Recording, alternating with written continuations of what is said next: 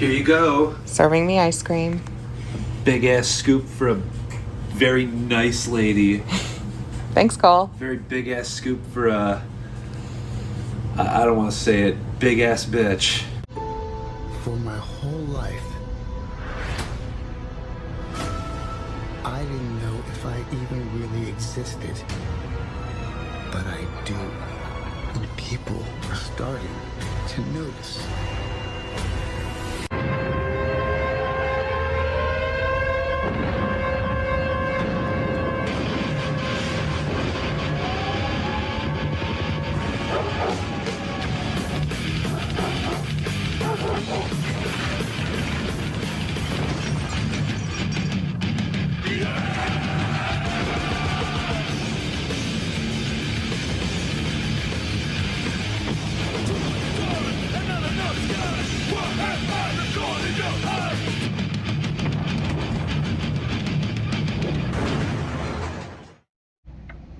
You guys aren't going to believe this shit.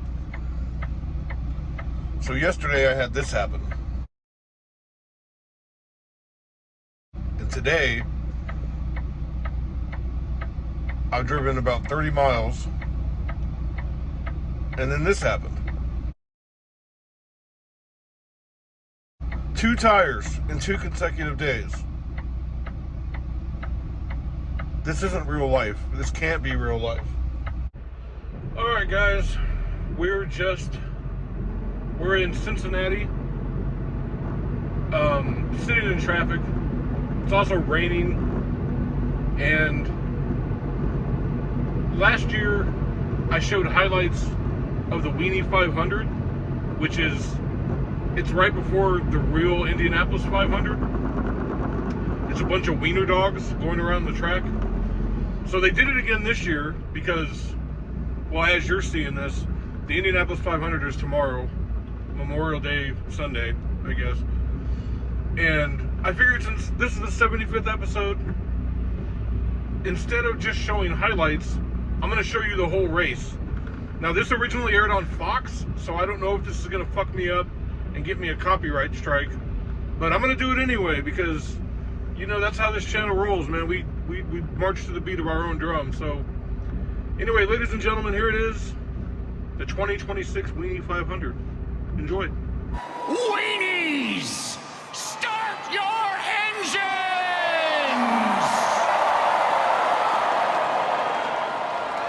Here we go, live from Indianapolis. It's the Weenie 500. And we are racing. Phenomenal start. Everybody seemingly getting away cleanly. The rookie, Corn Dog, a great start, already 1 position up. I mean, Slaw Dog getting very defensive, but now Shy Dog showed as the leader there. They're blocking to the inside, James. Now, very important, rules are you can't move in reaction to. You have to anticipate. You got to get your weenie to the inside faster than they can make the move from behind. Yeah, that's the key there, Townsend. You see the conditions here so much different than last year. This cloud cover, cooler temperatures. Does that play advantage to the chili dog? We talked last year about slippery wieners. Conditions this year are slippery. Not yet wet, but how does that make the handling of your wiener different? Well, you got to look at the trail of New York Dog now. Almost has lost the draft entirely back there. You got to think that all the boos from this crowd when New York Dog was introduced, oh yeah, the locals are not a fan. And you got to think it's playing in their heads a little bit. As we get further into this race, the tires start to fall off. These weenies get hard to handle. You got to grab them with both hands and make sure you hang on through these corners because they can really start stepping out and getting away from you. Do not want to overcook it early. Sliding out though and having a look. Seattle Dog making a move. That's a block, Townsend. That's absolutely a block. That is a dirty wiener. I just don't think I can endorse that kind of behavior. They were buns to buns coming off of 2, and that was not right. That was not right. But it killed the momentum. It killed the momentum, and Slaw Dog, your defending champions, making a move. Can they stuff it up the inside? What a silly sausage. Shy Dog loses the lead. Slawdog back in front. It's wiener on wiener action here. 5 very much still in the race. But I am watching Corn Dog. So clever to exploit the rule book. And look at Corn Dog start to take a look. You got to think the aerodynamics of that stick are coming into play here. I like Corn Dog as his first lap comes to conclusion. I'll tell you what's so good about Corn Dog. The longer the wiener, the better when it comes to aero efficiency. And that tail coming off that stick, off the back of that wiener is really going to give them advantage at the end of the straights, into turn 3 and into turn 1. I'd say keep an eye at the start of the second lap for a big move into the first corner.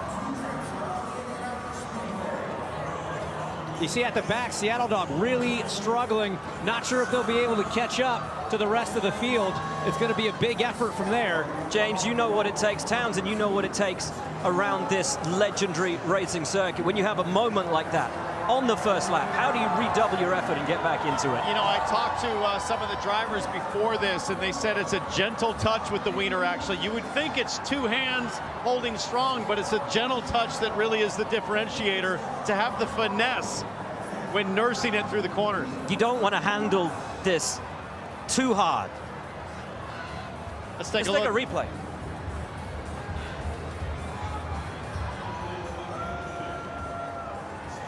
Here's the replay. That is naughty. Wow. I'd be shocked if race control doesn't step in and have a penalty to that wiener. I mean, there's edging, and then there's just being blatant. And as we stand here on the front straightaway, we will watch these wieners go blowing by with authority. Slow Dog, Chai Dog, Chili Dog, and Corn Dog. Then New York Dog, and of course Seattle Dog bringing up the rear of the wiener train. It's the white flag. They're side by side. Side by side on the run down into turn 1. 2 times too wide. I just got to look at the back end of that Corn Dog, and it's disturbing. It's just the way that the air is moving off it suggests that he's able to not only have better straight line performance, but create dirty air behind for Seattle Dog. Slow Dog running high. There's a tight opening there. I don't know if Chili Dog will be able to slide their wiener inside it, but as we exit turn 1, I think we got a battle for the lead. They are relishing this opportunity to take home that Borg Wiener trophy, guys. And I gotta say, never mind the Brickyard. When you've got 6 weenies running around the speedway, it's the Brat Yard right now, and it is an all-out dash on this final lap. I gotta say, they look like they were running much faster, much faster than last year. Look at this great shot from Corn Dog. You can just sense the urgency to make a move here, but 3 wieners to pass. That's a lot of wieners. How much are these wieners gonna twitch, though, under that heavy load? Well, you know, the twitchiness, a twitchy wiener, though, is something that you can really calm down with the control. Oh! You talk about control. Right up the inside now. Side by side as they come off turn 2. Chili Dog with a run on Slow Dog. Edging, edging, edging. Pushes that wiener all the way to the front. But think of the hole that wiener is pushing through the air. It's creating an opportunity. And here comes Chai Dog. Chai Dog. 3 wide. Oh my goodness. 4 wide. 4 wieners side by side. This is incredible. It's wobbling. We got a wobbly wiener in 4th. That's Slow Dog, but New York Dog from the back to the front. There are 3 in line to the low line, but all of a sudden as Alex Palou, last year's Indy 500 champion, watches on. He likes what he sees. Oh, they're getting squirrely. I think they're losing the tires. They are. They've overcooked the tires. This is meaty.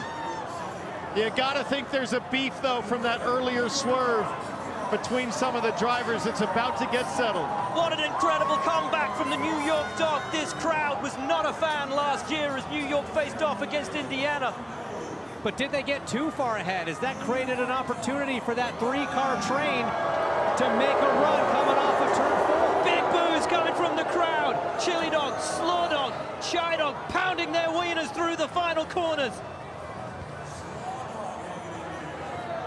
Who's brave enough to shove it in and take their chance? You see that big lead that New York Dog has? That's a bold strategy, Townsend. Let's see how it works out for him. I'm looking at that aerial shot, and I'm seeing late speed from Corn Dog thrusting through turn 4. It's not over yet. It's never over at the Weenie 500. Look at this. 6 wieners. tip to tip. They've been pounding around this racetrack, trying to settle this score, guys. Slaw Dog desperately wanted to retain that title. I'm not sure they got it. New York Dog, hanging on. Oh, no. Who can force the wiener into the front? The gap is massive right now for New York Dog. Who's going to edge it? Slaw Dog's in with a shout. New York Dog has the run to the line. Here comes New York Dog. Chili Dog looking to make the move around the outside on the run down to the yard of bridge. Who's it going to be? It's New York Dog, and the crowd hate it. The crowd are on their feet and furious. I have never seen a winner be more disrespected at the Speedway than the New York Dog. That is not a popular victory. Yeah, but an amazing performance as you see the 2026 Wiener 500 wiener. This crowd usually so respectful, so gracious. Yeah, but think about it. There's only ever one wiener at the 500. You've got 5 really broken wieners at the end of this at the checkered flag. But this was the key moment, guys, down the back straight. Yeah, New York Dog just with authority, absolutely ramming it to the front.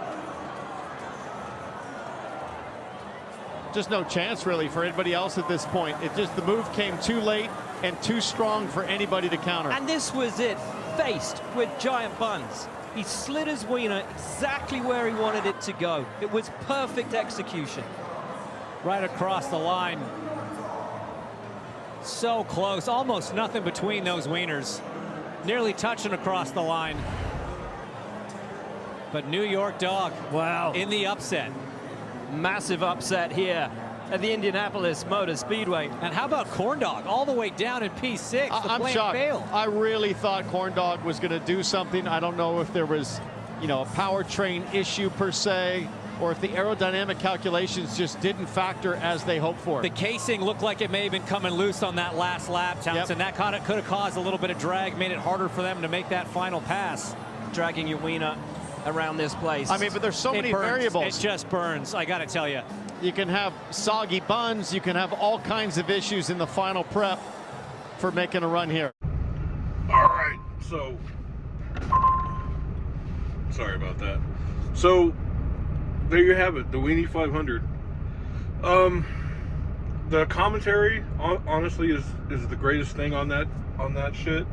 Although this time around, this year, like last year, it was all like hot dog puns, but this year it really seemed a lot more sexual. Which, I mean, it was still funny, but like, okay, dude, like the guy who kept yelling edging, it's like, he's edging. It's like, come on, bro. It's a hot dog car race. Like, there's probably kids watching, but anyway, moving on to other things. I realize that this is the 75th episode, and I realize that I've been kind of building it up the last couple weeks as like this awesome celebration of life or whatever. But this is actually going to be a short one. Let me explain why. Hold on, don't freak out on me. Man, my hands are dirty. So I basically am going from Findlay, Ohio to Houston, Texas. After which I'm going to be on basically vacation for 4 days. So what I figured we'd do is we'll just do a little short episode this week, and next week we're going to be live from a hotel room, and that'll be awesome, and that'll be the celebration. We're at 75,954 miles in this truck, so 75, see what I'm saying? It all ties together. But yeah, so this is going to be a short one, and I apologize. I know I've been building this up, but the one from the hotel room will be awesome. Fear and Loathing in Houston, Texas, ladies and gentlemen. So yeah, that's basically going to be it for this week. I guess this episode's just basically going to be the Weenie 500, and then me losing 2 tires in 2 consecutive days. That was absolutely fucking crazy. The first time it was like, holy shit! Like I've lost trailer tires before, but I thought somebody was shooting at me. It was so fucking loud. It was like, it sounded like a gunshot. And then I wake up the next day after my time getting all screwed up because of that, because of the tire, and me having to wait for the guy to come and fix it. And then the next day I get up and I drive like 30 miles and I lost a second tire, like after like less than an hour of driving. It was fucking crazy, dude. Like, I just was like, I think this trailer is cursed. But yeah, anyway, we ended up getting the delivery done and everything. So I wish I had documented more of that, but I was really super frustrated because it was like an easy run. I could have gotten from the shipper to the receiver like in one day, but it ended up taking 2 days, and it was just such a pain. But yeah, that's going to be the end of this episode, and I will see you guys next week, where we will party down like never before. Peace out, Girl Scout.